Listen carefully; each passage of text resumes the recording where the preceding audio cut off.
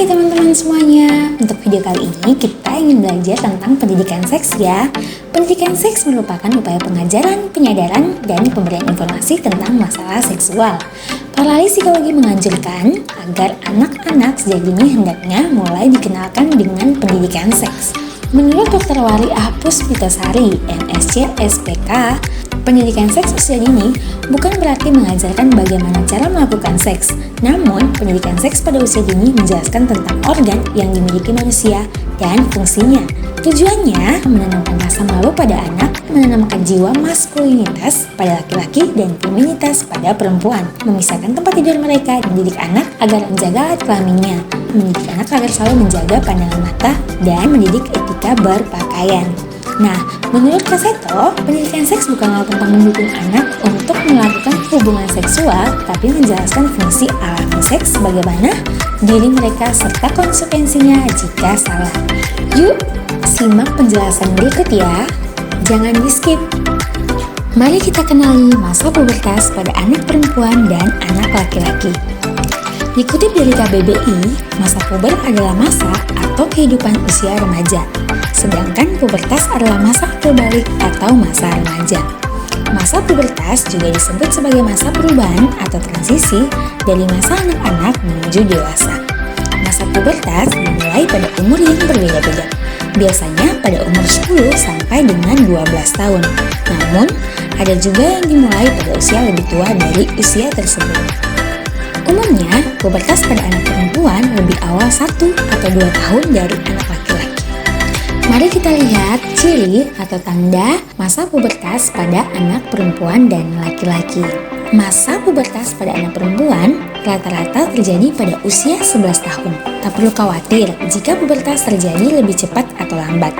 Namun harus waspada jika mendapati ada kondisi yang merugikan atau mengkhawatirkan. Ciri dan tanda pubertas yang pertama kali muncul yaitu yang pertama, payudara mulai tumbuh. Kedua, payudara kadang tumbuh tidak bersamaan dan sangat halus. 3. Rambut pubik mulai tumbuh. Dan 4. Rambut di kaki dan lengan tumbuh lebih banyak pada anak perempuan. Ciri dan tanda pubertas yang muncul kemudian. Yang pertama, payudara terus tumbuh dan menjadi lebih penuh. Yang kedua, sekitar 2 tahun setelah mulai pubertas, anak perempuan mulai mengalami menstruasi atau haid setiap bulan. Rambut pubik menjadi lebih kasar dan keriting. Rambut di bawah lengan mulai tumbuh. Pada beberapa anak perempuan, rambut juga tumbuh di bibir atas dan ini adalah hal normal. Berkeringat lebih banyak dan mulai muncul jerawat dalam bentuk bintik putih, hitam, dan pustula yang biasa dipecah atau mengalami erupsi. Mengalami keputihan, anak perempuan tumbuh makin tinggi sejak mulai datang bulan sekitar 5-7 bulan, 5 cm setiap 1-2 tahun hingga mencapai umur dewasa.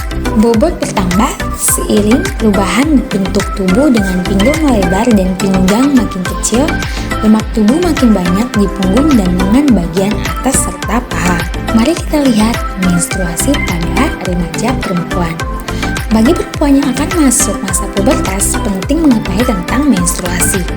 Menstruasi atau haid pertama merupakan tanda pubertas. Menstruasi adalah peluruhan lapisan dalam dinding rahim atau endometrium yang banyak mengandung pembuluh darah. Peristiwa ini terjadi setiap bulan. Biasanya berlangsung selama 5 sampai dengan 7 hari. Siklus menstruasi yang normal rata-rata yakni 28 hari atau 21 sampai 35 hari. Bila siklus menstruasi tidak normal, sebaiknya tanyakan kepada tenaga kesehatan.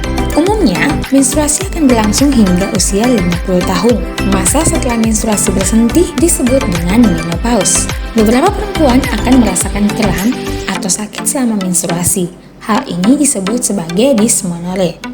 Untuk mengurangi rasa sakit atau nyeri bisa dengan memberikan kompres hangat pada lokasi yang sakit. Kamu juga bisa dengan istirahat cukup dan berolahraga terutama berjalan. Untuk remaja perempuan yang sudah menstruasi berisiko hamil apabila melakukan hubungan seksual. Mari kita lihat mimpi basah pada anak laki-laki. Bagi laki-laki yang berada di masa pubertas akan mengalami mimpi basah. Mimpi basah adalah peristiwa keluarnya sperma saat tidur. Umumnya dikarenakan bermimpi tentang hubungan seks. Mimpi basah merupakan cara alami tubuh mengeluarkan timunan sperma yang terbentuk terus-menerus. Sejak kamu mengalami mimpi basah, itu menandakan alat reproduksi sudah berfungsi seperti orang dewasa. Sama halnya dengan remaja perempuan, remaja laki-laki yang telah mengalami mimpi basah, ia juga sudah bisa menyebabkan kehamilan jika melakukan hubungan seks pada lawan jenisnya.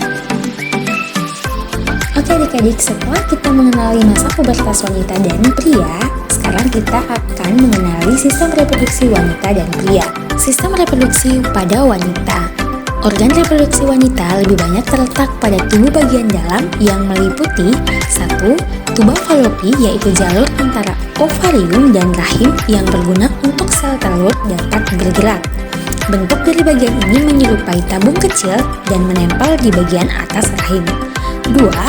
Ovarium, yaitu sebuah kelenjar dengan fungsi untuk menghasilkan sel telur, hormon progesteron, serta hormon estrogen. Organ ini berbentuk oval kecil dan terletak di kedua sisi rahim. Vagina fungsinya sebagai jalur penghubung antar serviks atau mulut rahim ke bagian luar tubuh. Selain itu, bagian ini juga berguna sebagai jalur untuk melahirkan. Saat berhubungan intim, organ ini berguna untuk jalur penetrasi penis sehingga sel sperma dapat masuk dan bertemu sel telur. Rahim berguna sebagai tempat janin untuk berkembang ketika kehamilan terjadi. Rahim berbentuk menyerupai buah pir dan merupakan organ berongga yang wajib dimiliki setiap wanita jika ingin hamil. Sistem reproduksi pada pria.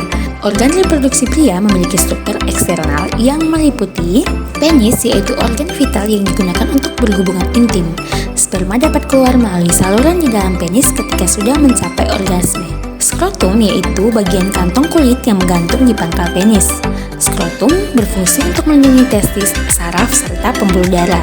Testis yaitu kelenjar yang memiliki fungsi untuk memproduksi sperma dan testosteron.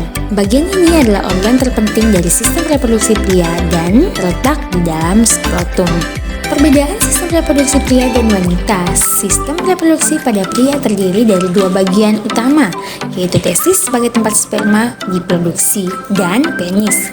Bagian penis dan uretra termasuk dalam sistem saluran kemih dan reproduksi pada pria, sedangkan testis berada di dalam kantong luar yang disebut dengan skrotum dan biasanya lebih sedikit dingin dibandingkan suhu tubuh untuk memfasilitasi produksi sperma. Selain itu, bagian tubuh yang termasuk organ dalam utama dari sistem reproduksi wanita adalah vagina dan rahim yang berguna sebagai wadah dari air mani dan ovarium, tempat menghasilkan sel telur wanita. Vagina menempel ke rahim melalui serviks, sedangkan saluran tuba menghubungi rahim ke ovarium. Pembuahan terjadi jika sperma memasuki tuba falopi dan terus berada di dalam sel telur. Pembuahan biasanya terjadi di saluran telur, tetapi bisa juga terjadi di rahim itu sendiri. Sel telur kemudian ditanamkan di lapisan rahim saat proses embrio terbentuk dan janin mulai terbentuk. Saat janin sudah cukup dewasa untuk bertahan hidup di luar rahim, serviks akan membesar dan menyebabkan kontraksi rahim untuk mendorong keluar melalui jalan lahir. Berdasarkan pembahasan ini, kita perlu menjaga kesehatan setiap organ dalam sistem reproduksi. Hal ini bisa dimulai dari pola hidup sehat, yaitu aktivitas seks yang aman untuk menunjang proses reproduksi dan kesehatan tubuh secara keseluruhan. Oke adik-adik, untuk hal ini kita perlu ketahui bagi yang belum menikah, jangan dulu ya buru-buru untuk melakukan hubungan seks antar lawan jenis. Karena untuk melakukan hubungan seks hanya bisa dilakukan oleh orang yang sudah menikah. Oleh karena itu, mari mencegah sebelum terjadinya pernikahan usia dini atau hamil di luar nikah.